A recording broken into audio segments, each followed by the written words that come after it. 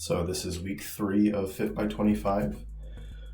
This week was a lot better than the last couple. I actually exercised twice, which is pretty good. That was my goal. I'm pretty sure my only goal from last week. I went for a mile run. I got tired partway through it, so I walked for a little bit of it. And then I took my dog out for a little bit of a walk/run for about 15 minutes. So I'm happy with that. I also did an actual calisthenics workout. The beginners part of the Thenx app is like really, really intense. So I only did like a third of the first day of the first week of their beginner program. But that's still more than I did last week, so I'm happy about that. Eating was also a lot better than in recent weeks. I still had a couple of bingey moments, but if I ate too much, it was usually too much food. I did have a lot of pastries over the last couple of days, but I typically ate well throughout the week. My goal for this next week is to do basically the same thing.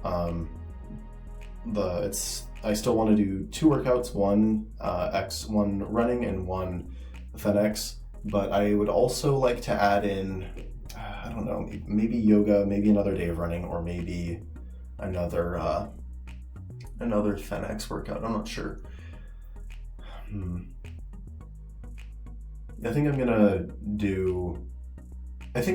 My goal is actually going to be to increase my one Thenx workout.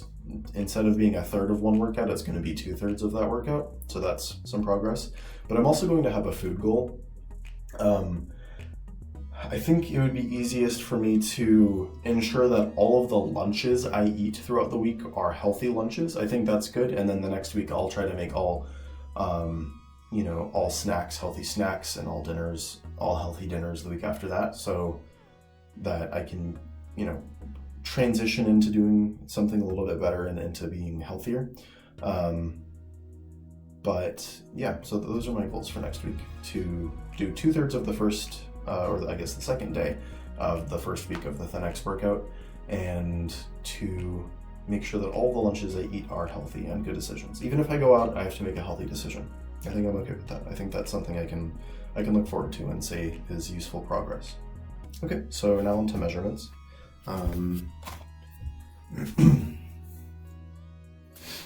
So first is the neck. Let me pull up my Excel sheet.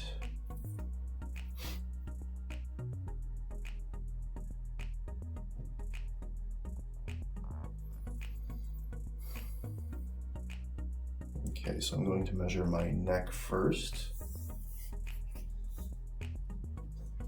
The thinnest part of my neck.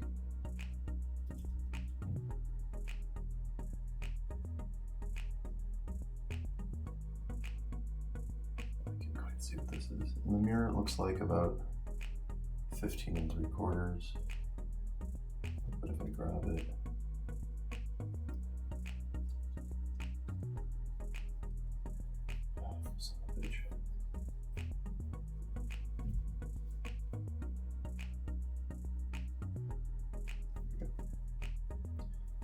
so yeah, it looks like 15 3/4. Roundabouts, which is the same as last week, and this is in inches. And now the waist, widest part of the waist, and I'm doing this looking at a mirror, so what looks like the widest part to you may not actually be, based on your perspective, because you're a little bit lower, but I try to do this until I stop. I lower this and adjust this until it stops getting bigger.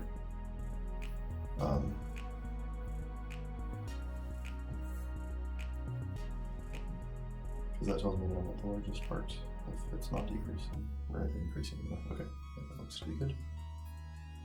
And this looks like 41.5 on the nose, which is the same as last week. So to have an improvement from the week before,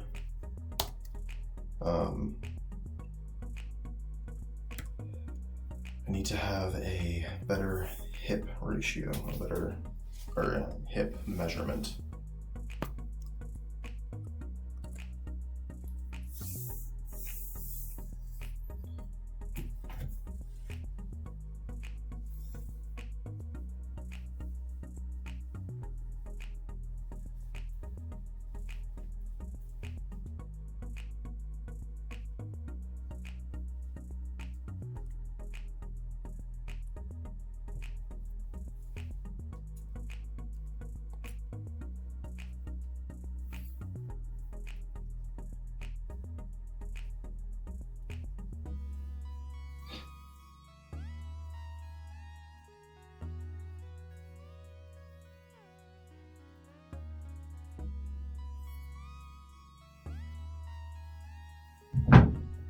Oops, dropped my foot.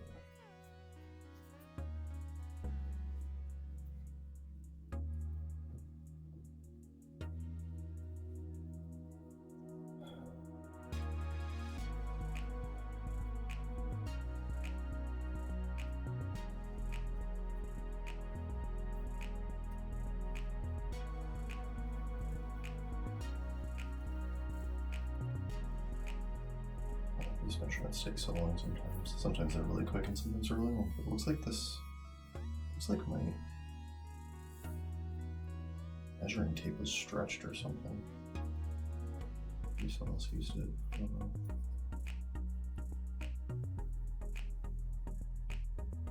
Okay, I think this is going to be good. This looks like about 42 3/4. So that is just barely better than last week. So not much improvement, but we're not getting worse. So that much is good. All right. So I will have a list or a graphic at the end of this showing my changes over time. All right. I think that's it. Thank you.